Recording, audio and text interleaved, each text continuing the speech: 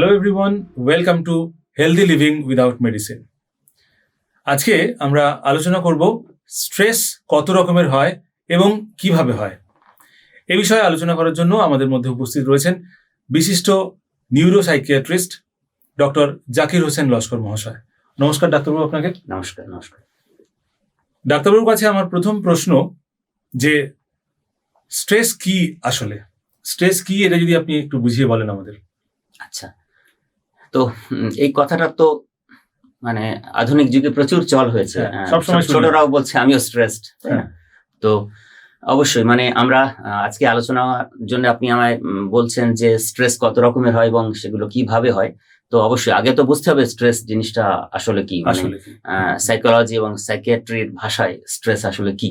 তো খুব সহজভাবে যেটা বুঝতে হবে, আমাদের যে নেগেটিভ চিন্তাগুলো হয়, মানে সেই নেগেটিভ চিন্তাগুলো কিরকম না, সেগুলো সত্যিও হতে পারে, আবার কিছুটা ফিকটিটাস, মানে শুধুমাত্র অনুভূতি, কেবলই অনুভূতি। তো এই সবগুলোই কিন্তু স্ট্রেসের কারণ হতে পারে। এবার ধরুন কিরকম ভাবে হতে পারে, মানে ছাত্রছাত্রীদের পড়াশোনার চাপ থাকে, পরীক্ষার চাপ থাকে, তার জন্য যেটা হয় সেটা স্ট্রেস। প্রাপ্তবয়স্কদের কর্মস্থলে যেখানে কাজ করেন, কাজের চাপ থাকে, তার জন্য স্ট্রেস, মানে যে পরিস্থিতির হয় তার থেকে যেটা হয় সেটা হচ্ছে স্ট্রেস। অল্প বয়সীদের যে রিলেশনশিপের প্রবলেম, সেটা থেকে স্ট্রেস। দাম্পত্য কলহ, বিবাহিত জীবনের সমস্যা, সেটা থেকে স্ট্রেস। এবং এই স্ট্রেস কিন্তু আবাল বৃদ্ধ বনিতা আমাদের সবাইকে গ্রাস করেছে। তো স্ট্রেসটা ভয় কেন না, স্ট্রেস থেকে এটা হচ্ছে খুব নেগেটিভ। স্ট্রেস থেকে হবে টেনশন, অতিরিক্ত টেনশন থেকে আস্তে আস্তে হবে অ্যাংজাইটি থেকে রোগের পর্যায়ে যাবে অ্যাংজাইটি নিউরোসিস, তার পরবর্তী স্টেজে আসবে মানসিক অবসাদ বা মেন্টাল ডিপ্রেশন, এবং পরে হচ্ছে সুইসাইডাল থটস বা সুইসাইড, ভয়ঙ্কর পরিণতি। তো মানুষ আত্মহত্যা প্রবণ পর্যন্ত হতে পারে স্ট্রেস। ফলে স্ট্রেস লেভেলে যদি আমরা আটকে ফেলতে পারি, তো আজকে আমরা আলোচনা সীমিত রাখবো স্ট্রেসের রকম ফের এবং কিভাবে হয়। তো যেটা বলছিলাম যে স্ট্রেস জিনিসটা কি, যেমন ধরুন স্ট্রেস না, এই স্ট্রেস জিনিসটা আমাদের শেষ করে দেয় না, এটা আমাদের কিল করে মানে স্ট্রেসটাকে যে আমরা রিয়াকশন টু স্ট্রেস, যে স্ট্রেসফুল সিচুয়েশনটা আমাদের হচ্ছে সেটার সঙ্গে আমরা কিভাবে রিয়াক্ট করছি সেইটা ঠিকঠাক করতে না পারার জন্য কিন্তু আমাদের মেজর প্রবলেম হচ্ছে, মানসিক চাপ হচ্ছে এবং টেনশন হচ্ছে, অ্যাংজাইটি হচ্ছে। সেটা খুব ইম্পর্টেন্ট। তো এর থেকে যেটা হয়, মানে অ্যাংজাইটি ডিপ্রেশন যেমন বললাম, স্ট্রেস থেকে ল্যাক অফ এনার্জি, স্ট্রেস থেকে ক্লান্তি হয় প্রচন্ড, আমাদের স্ট্রেস থেকে আশঙ্কা হয়, ভীতি হয়, ভয় হয়, আমাদের চিন্তা হয় অমূলক, অনেক ধরনের দুর্ভাবনা হয়, এগুলো আমাদের তো হয়। এই পুরো ব্যাপারটাকেই আমরা ইংরেজিতে এক কথায় আমরা বলি স্ট্রেস। যেমন ধরুন ধরুন 4 চাকা গাড়ি চালাচ্ছে, তো যে কোনো সময় তার টায়ার পাংচার হয়ে যেতে পারে, তাই নিয়ে তার দুশ্চিন্তা। তো এটা তো সাধারণ জিনিস, টায়ার তো যে কোনো সময় পাংচার হতেই পারে, টায়ার পুরনো হচ্ছে, খারাপ রাস্তা, কোনো কারণে হতেই পারে, তাহলে সেটা নিয়ে স্ট্রেস হওয়ার কারণে, দুশ্চিন্তাগ্রস্ত হওয়ার কোনো কারণ নেই, কিন্তু আমরা হই, সেটাই স্ট্রেস। এবং মানে কত সহজে আমরা দেখুন একটা দিন পার করি, তো শেষ করি সকাল থেকে রাত পর্যন্ত, প্রতিদিন দিনের পর দিন কত সহজে, মানে নিজের মতন করে নিজের ছন্দে আমরা দিনগুলো অতিবাহিত করি। তো এটা তো খুব পজিটিভ ব্যাপার। তাহলে এসব থাকা সত্ত্বেও আমরা ওই ছোট ছোট জিনিসগুলো নিয়ে কিন্তু উদ্বিগ্ন হই, উৎকণ্ঠিত হই, বিষণ্ণ হই, সেটাই হচ্ছে স্ট্রেস। এবং আমি বলবো যাদের চিন্তা ভাবনা যত ইতিবাচক, পজিটিভ, তাদের স্ট্রেস মোকাবিলা করার সহ্য ক্ষমতাও তত কিন্তু বেশি। এই হলো মোটামুটি স্ট্রেস। এবং আরেকটা যেটা বলতে হবে যে মজার কথা কি জানেন তো, যে সেই প্রাগৈতিহাসিক যুগ থেকেও কিন্তু স্ট্রেস ছিল, যখন মানুষ আগুন জ্বালাতে জানতো না, শিখেছে, তাই না? তো কি করে হবে স্ট্রেস, তারপর শিখেছে। তো সেই করতে করতে 21 শতাব্দীতে আমরা স্ট্রেসের একটা, মানে এটা আমাদের পার্ট অফ লাইফ। হ্যাঁ, পার্ট অফ লাইফ, আগেও ছিল, এখনো আছে, থাকবেও। হ্যাঁ, তো সেই জন্য আমরা স্ট্রেস ম্যানেজমেন্টের ইম্পর্টেন্ট জিনিস হচ্ছে যে নিজেকে কিভাবে কন্ট্রোল করব, নিজের মাইন্ডকে কন্ট্রোল করতে পারলে স্ট্রেস কেন, অনেক কিছুই আমরা কন্ট্রোল করে ফেলতে। মানে আপনি বলতে চাইছেন স্ট্রেস তো থাকবেই, কিন্তু সেটা কন্ট্রোল করব কিভাবে, সেটা হচ্ছে ইম্পর্টেন্ট। তো আজকের আমরা ফোকাস করব যে একটু বিশেষ ধরনের কথা, যে স্ট্রেস কত রকমের হয় সেটা বুঝে নেওয়া দরকার এবং সেটা কিভাবে হয়, এর মধ্যে আমরা আলোচনা সীমিত রাখবো, আপনি যেমনটা আমায় বলেছেন। তো আমি একটু নতুন শুনতে লাগবে হয়তো আমার দর্শক বন্ধুদের, যে আমরা তো chronic stress, acute stress, eustress, distress এগুলোই জানি সব, কিন্তু আমি আজকের 25 রকম স্ট্রেসের কথা বলবো। হ্যাঁ বন্ধু, ঠিক শুনছেন, 25 রকম স্ট্রেসের কথা বলবো আমি। সেটাকে 25 তো, ফলে 5টা ক্লাস্টারে ভাগ করেছি আমি। একটু একটু করে বলার চেষ্টা করব। তো আমরা প্রথমে আসি ক্লাস্টার 1 এর 5টা স্ট্রেস। তার মধ্যে আছে অ্যাকিউট স্ট্রেস। তো অ্যাকিউট স্ট্রেস কি হয়, যে ধরুন এরকম একটা সিচুয়েশন, যে কোনো একটা স্টুডেন্টের কথাই যদি ধরি, ধরুন গ্রাজুয়েশন বা মাস্টার ডিগ্রিতে সে একটা মেজর প্রজেক্ট করছে, সেটা তার ডিউ আছে, অথচ ডেডলাইন চলে এসেছে। তার মধ্যে তার মনের মধ্যে যে সিচুয়েশনটা চলছে সেটাই হচ্ছে অ্যাকিউট স্ট্রেস, তাই না? কাজটা করে ফেললে তো আর ওই স্ট্রেসটা থাকবে না, ওই স্ট্রেসটা চলে যাবে তার লাইফ থেকে। তাহলে এই হচ্ছে অ্যাকিউট স্ট্রেসের উদাহরণ। আচ্ছা, এবার আসি যদি ক্রনিক স্ট্রেস কিরকম। না, এটা তো ক্রনিক মানে বুঝতেই পারছে অনেক দিন ধরে চলছে। তো কেউ একটা হয়তো চাকরি করছেন, খুব হাই প্রেশার জব, মানে অনেক ওয়ার্কলোড নিতে হয় তার, এবং সেটা অনেক বছর ধরে তিনি করছেন, এবং কোনো রেসপাইট বা রিলিফ তিনি পাচ্ছেন না, তিনি বিশ্রাম পাচ্ছেন না। তার মধ্যে আস্তে আস্তে আস্তে আস্তে স্ট্রেস তৈরি হতে হতে লং টার্ম স্ট্রেস যেটা হলো, সেটা তখন হয়ে গেল ক্রনিক স্ট্রেস, এবং ক্রনিক স্ট্রেস থেকেই কিন্তু তার ভীষণভাবে ডিপ্রেশন চলে আসার সম্ভাবনা থাকে। এবার আসি এই ক্লাস্টারের মধ্যে থার্ড পয়েন্ট হচ্ছে এপিসোডিক অ্যাকিউট স্ট্রেস। এটা একটু অন্য ধরনের। কিরকম না, মানে অ্যাকিউট স্ট্রেসের মানে ফ্রিকোয়েন্ট এক্সপেরিয়েন্স। অ্যাকিউট স্ট্রেস একটা হলো মিটে গেল, ঠিক আছে, সেটাই বারবার রিপিট হচ্ছে। ধরুন কিরকম হতে পারে, যে একটা বিশেষ সিচুয়েশনের মধ্যে তাকে বারবার পড়তে হচ্ছে, নতুন নতুন স্ট্র্যাটেজি দিয়ে তাকে ওভারকাম করতে হচ্ছে, কিন্তু তিনি তার মধ্যে মাথায় ঢুকে আছে আবার ওই সিচুয়েশনে পড়তে হবে, সেম সর্ট অফ সিচুয়েশন।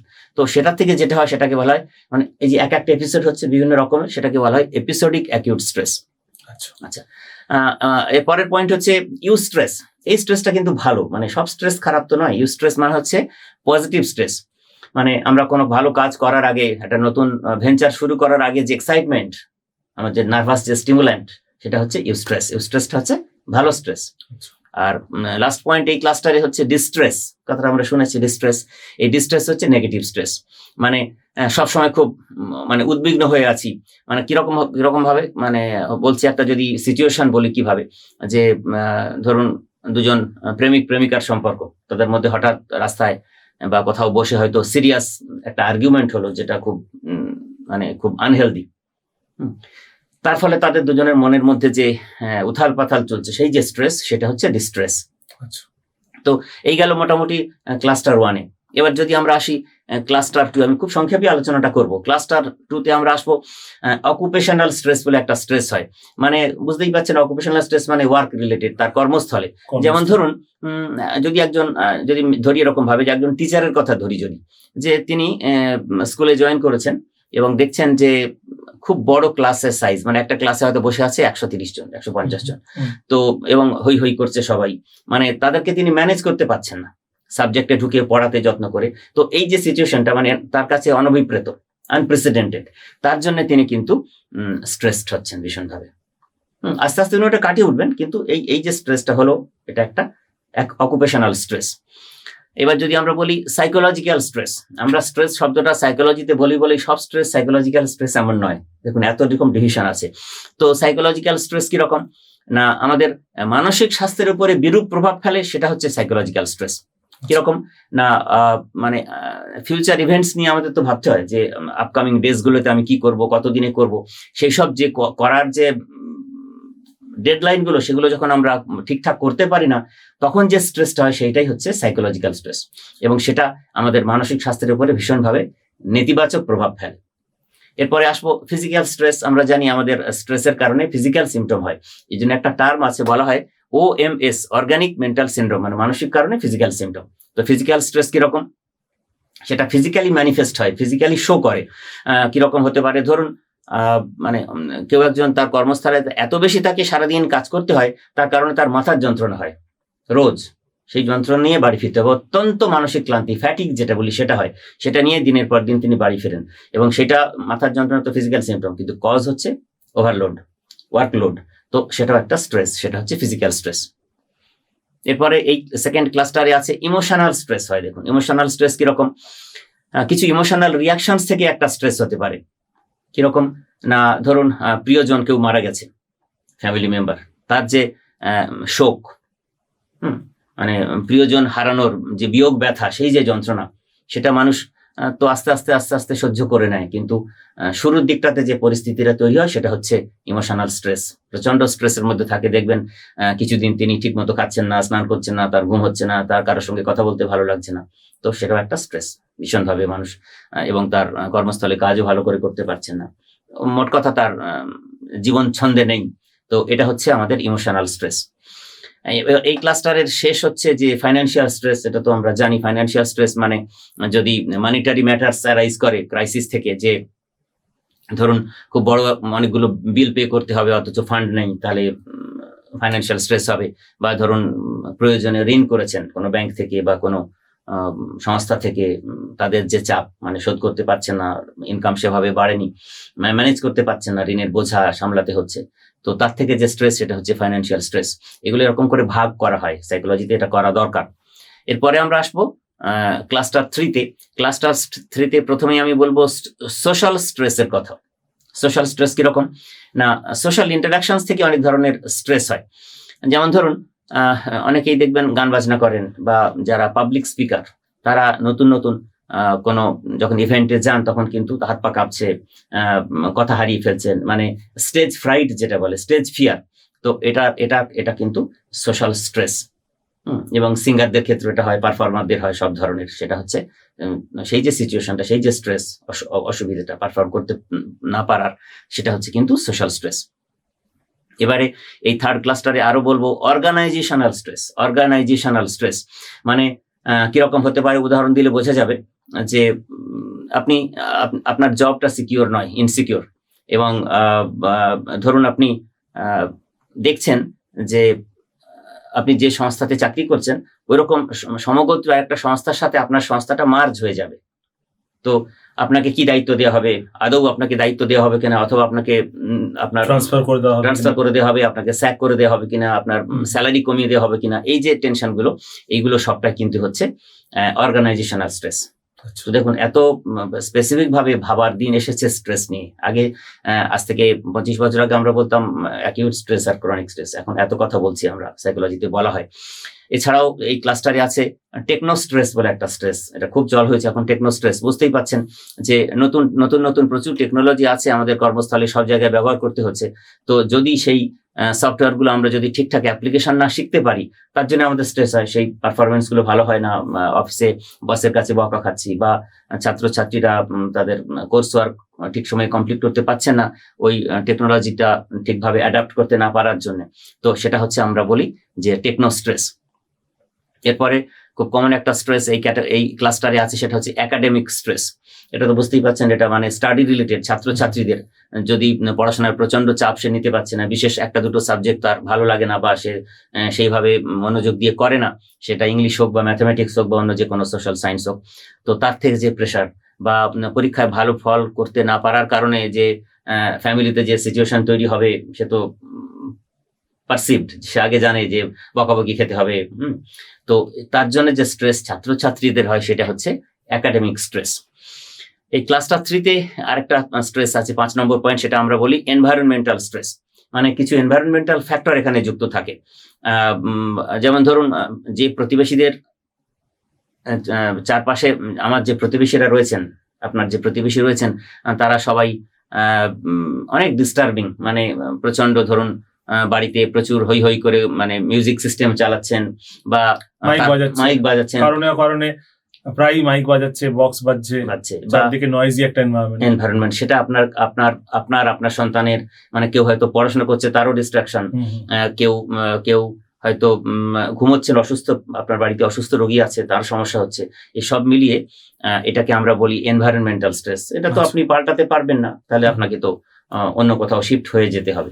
তো এর জন্য স্ট্রেস হয়।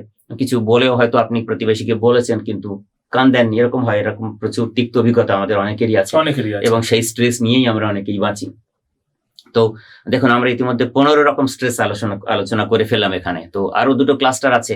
4th ক্লাস্টারে আমি বলবো যে ফ্যামিলি স্ট্রেস। মানে ফ্যামিলি ডিনামিক্স কথাটা আমরা জানি, মানে ফ্যামিলি সবার সাথে সবার যে রিলেশন, মানে মানে অনেক ধরনের কনফ্লিক্ট তো ফ্যামিলিতে হয়, মানে বাবার সাথে সন্তানের অনেক কিছু সিচুয়েশন নিয়ে ডিসএগ্রিমেন্ট হয়, বা মায়ের সাথে মেয়ের, বা মায়ের সাথে বাবার, মানে ফ্যামিলির কারোর না কারোর সাথে যে কনফ্লিক্ট গুলো হয়, ফ্যামিলি ডিনামিক্সের যে ডিসএগ্রিমেন্ট গুলো হয়, সেগুলো থেকে কিন্তু দুপক্ষ যার সাথে যার হয় দুজনেই কিন্তু, কেননা লাভড ওয়ান্স, তারা পরস্পরের ভালোবাসার পাত্র, প্রিয় পাত্র, অথচ অশান্তি হচ্ছে ফ্যামিলিতে, তার কারণে যে সিচুয়েশনটা তৈরি হয় সেটা হচ্ছে আমরা বলি ফ্যামিলি স্ট্রেস। এরপরে আসবে, এটাও একটা কমন স্ট্রেস, এই 4th ক্লাস্টারে রেখেছি আমি, সেটা হচ্ছে রিলেশনশিপ স্ট্রেস। তো রিলেশনশিপ স্ট্রেস মানে রোমান্টিক রিলেশনশিপে যারা জড়িয়ে পড়ছে তাদেরও অনেক স্ট্রেসফুল, কেননা অনেক ধরনের মানে চড়াই উতরাইয়ের মধ্যে দিয়ে এগিয়ে নিয়ে যেতে হয় সম্পর্কটাকে, তো তার থেকে যে স্ট্রেসফুল হয়। অনেকে তো টক্সিক রিলেশনশিপে জড়িয়ে পড়ে, এবং অনেকের তো ব্রেকআপও হয়ে যায় অনেক কোনো কারণে।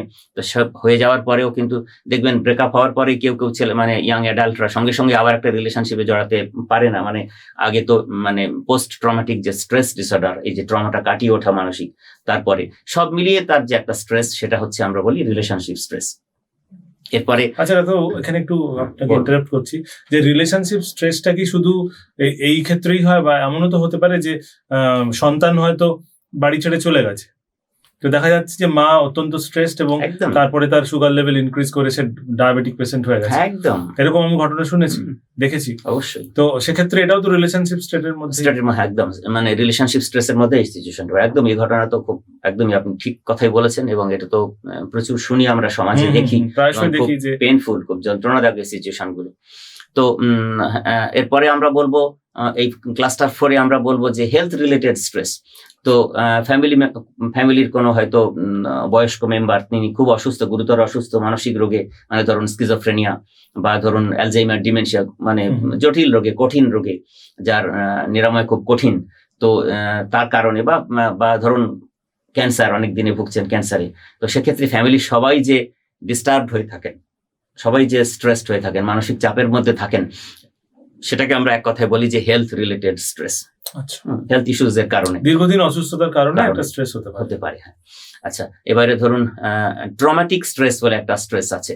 কিরকম না, অনেক ট্রমাটিক ইভেন্টের সম্মুখীন আমাদের তো হতে হয়, বাড়ির বাইরে বেরোলে অনেক ধরনের অকওয়ার্ড সিচুয়েশনে আমাদের যে কোনো বয়সেরই নারী পুরুষ সবাইকেই পড়তে হয়।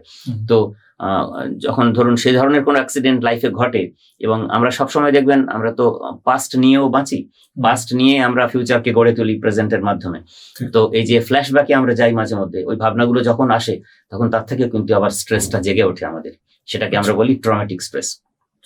এটা একটা ইম্পর্টেন্ট, মানে এটাও একটা স্ট্রেসের ভাগ। এবং এরপরে আমি এই ক্লাস্টার 4-এর 5th পয়েন্ট, মানে শেষ পয়েন্ট বলবো যে পারফরমেন্স স্ট্রেস। মানে বুঝতেই পারছেন যে পারফরমেন্স মানে ছাত্রছাত্রীদের পড়াশোনার পারফরমেন্স হতে পারে, আপনি চাকরি করছেন, কর্মস্থলে আপনার পারফরমেন্স, তার উপরে আপনার ইনক্রিমেন্ট, তার উপরে আপনার পদোন্নতি, সবকিছু নির্ভর করছে। বা ধরুন একজন অ্যাথলিট, সে খুব ভালো পারফর্ম করতে চাচ্ছেন, তার ধরুন সাপোজ কোন একজন অ্যাথলিট, তার সামনে একটা বিগ পারফরমেন্স আছে, সেখানে সে অ্যাচিভ করতে পারবেন সেই লেভেলে, তো তার কিন্তু স্ট্রেস। তবে সেই স্ট্রেসটা অনেক সময় ইউ স্ট্রেস হতে পারে, মানে পজিটিভ স্ট্রেস হতে পারে, কেননা সেটা তার মোটিভেশন, সেটা স্ট্রেসের কারণে সে আরো প্র্যাকটিস বাড়িয়ে দিতে হবে। আবার যদি মানে ওই সেম সিচুয়েশন আবার উল্টোটা হয়ে যেতে পারে, ডিস্ট্রেস হয়ে যেতে পারে, মানে হয়তো ভাবে আমি কি পারবো। এই সময় মানে মনকে নিয়ন্ত্রণ করাটা খুব জরুরি, উইল পাওয়ার খুব লাগে। ওই যে মানে নিজের মানে মানে মানে মানে নিজের প্রতি যে বিশ্বাস, আত্মবিশ্বাস, নিজের প্রতি বিশ্বাসটা ওই সময় কিন্তু একদম ইনট্যাক্ট। একজন মোটিভেটর খুব দরকার এই সময়, যে মোটিভেট করতে পারে, যে সেলফ মোটিভেটর, তিনি জীবনে সফল। খুব সিম্পল। তো এই গেল আমাদের 4th ক্লাস্টারের পয়েন্ট। এরপরে শেষ ক্লাস্টার 5-এ আরো 5টা আমি স্ট্রেসের কথা বলবো। একটা হচ্ছে কালচারাল স্ট্রেস। কিরকম না, ধরুন এরকম হতে পারে যে আপনি আছেন কলকাতার সঙ্গে সম্পৃক্ত আপনার কালচার, আপনি হঠাৎ করে চাকরি নিয়ে হয়তো বিদেশে, দুবাইয়ে চলে গেছেন। তাহলে এই যে নতুন যে জায়গাতে, নতুন দেশে গেলেন, ওই যে নিউ কালচারটা অ্যাডপ্ট করতে আপনার সময় লাগবে। যতক্ষণ না পারছেন ততক্ষণ কিন্তু আপনি স্ট্রেসের মধ্যে থাকবেন, কিভাবে করব, না করলে কি হবে, অন্যদের সঙ্গে দূরত্ব তৈরি হবে বা মেলামেশা করতে অসুবিধা হবে, তার জন্য যে স্ট্রেস, সেটা আমরা বলি কালচারাল স্ট্রেস। এরপরে আসি লাইফ চেঞ্জিং স্ট্রেস। কিরকম না, ধরুন লাইফের এমন কিছু চেঞ্জিং সিচুয়েশন হয়ে গেল, মানে ধরুন আপনি এক শহর থেকে আরেক শহরে নিজের দেশেই গেলেন, কিন্তু আপনার অনেক কিছু উথাল পাতাল হয়ে গেল লাইফে, কত কি চেঞ্জ করতে হয় না, মেয়েকে কোন স্কুলে পড়াবো, তারপরে কোথায় কি করবো, এই যে অনেক অকওয়ার্ড পরিস্থিতি তৈরি হয়, তার জন্য এটাকে আমরা বলি life changing stress. Life situation changing stress এটা হয়। আচ্ছা। এরপরে খুব কমন একটা স্ট্রেস এই ক্যাটাগরিতে আমি রেখেছি, সেটা হচ্ছে পেরেন্টাল স্ট্রেস। পেরেন্টাল স্ট্রেস কিরকম বুঝতেই পাচ্ছেন যে মানে গুড প্যারেন্টিং তো একটা বড় ব্যাপার। তো সেটা যদি প্যারেন্টিং যদি ঠিকঠাক না থাকে, মানে ধরুন আপনার কারোর সন্তান হয়তো ছেলে বা মেয়ে, তার আচার আচরণ খুব মানে খারাপ হয়ে যাচ্ছে আস্তে আস্তে, মানে বিহেভিয়ারাল ইস্যুস ডেভেলপ করছে ভীষণভাবে, মানে ছাত্র সহপাঠীদের সঙ্গে ঝগড়াঝাটি করছে, স্কুলে শিক্ষক মহাশয়দের সঙ্গে অশ্রদ্ধার সম্পর্ক গড়ে তুলছে। তো সেটার জন্য কিন্তু বাবা মায়েরা ভীষণভাবে মানে চিন্তিত হয়ে পড়েন। বা তার একাডেমিক পারফরমেন্স বেশ ভালো ছিল আগে, হ্যাঁ, হঠাৎ উঁচু ক্লাসে উঠেছে, হাতে মোবাইল পেয়েছে, আস্তে আস্তে দেখা গেল যে মোবাইল অ্যাডিক্টেড হয়ে পড়ে আস্তে আস্তে তার একাডেমিক পারফরমেন্স লেভেল খুব খারাপ হতে শুরু করেছে। তার জন্য বাবা মার যে উদ্বেগ, সেটা প্যারেন্টাল স্ট্রেস, এটা হতে পারে। এছাড়া আছে ডিসিশন মেকিং স্ট্রেস।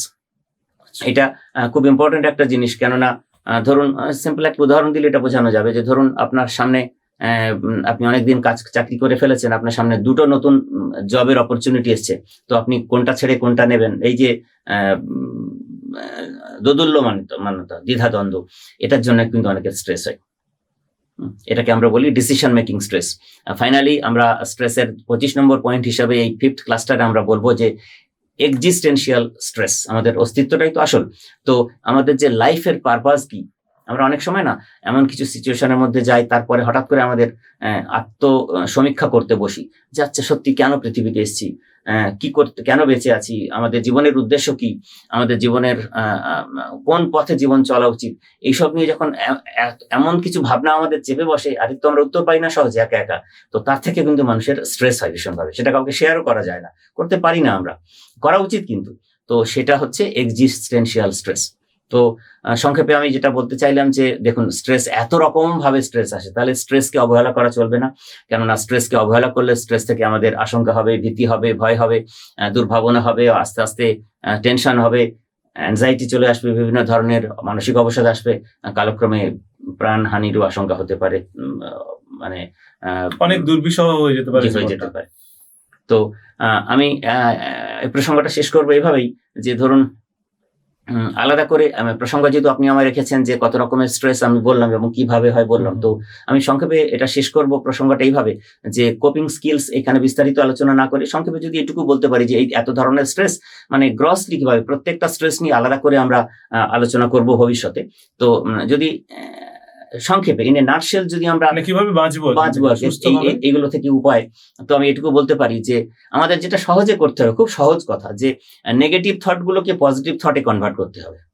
সেটা মেকানিজম নিজেকে ডেভেলপ করতে হবে। আর সবসময় করতে হবে কি যে মানে নেগেটিভ পিপলদের থেকে, নেগেটিভ যেসব ইনফ্লুয়েন্সেস আমাদের জীবনে থাকে সেগুলো থেকে দূরে থাকতে হবে।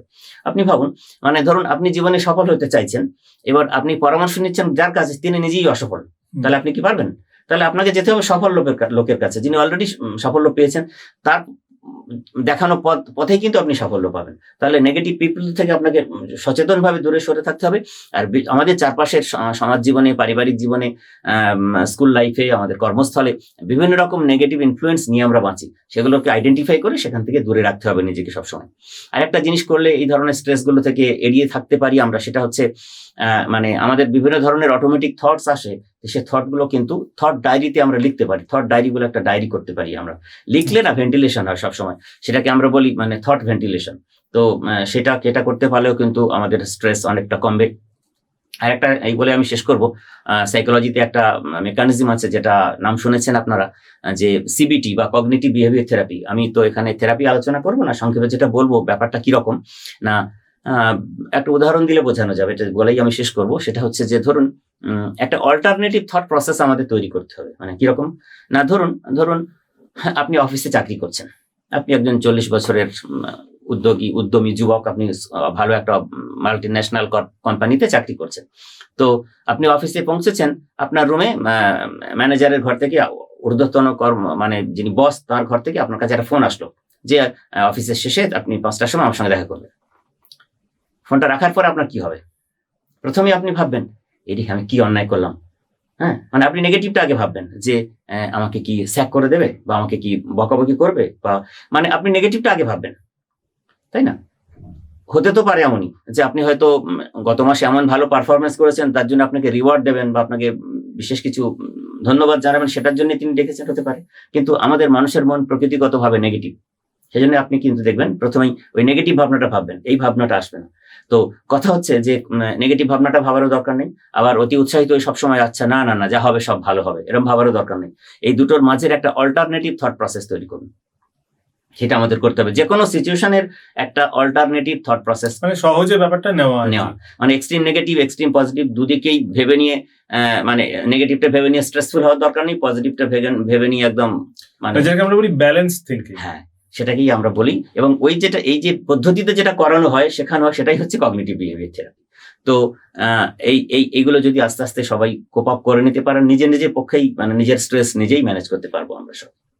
তো শুনলেন তো দর্শক বন্ধুরা আপনারা যে স্ট্রেস কত রকমের হতে পারে, 25 রকমের স্ট্রেস হতে পারে। এটা সত্যি আমাদের হয়তো অনেকের জানা ছিল না। 25 রকমের স্ট্রেস নিয়ে আজকে আমরা অনেককেই আর ভুগতে দেখি, এবং আমরা জানলাম ডাক্তারবাবুর কাছ থেকে যে কত রকমের স্ট্রেস হয় এবং সেখান থেকে আমরা কিভাবে মুক্তির উপায় খুঁজে পেতে পারি। আজকের আলোচনা এখানেই শেষ করলাম। আপনারা সবাই খুব ভালো থাকবেন। নমস্কার। নমস্কার।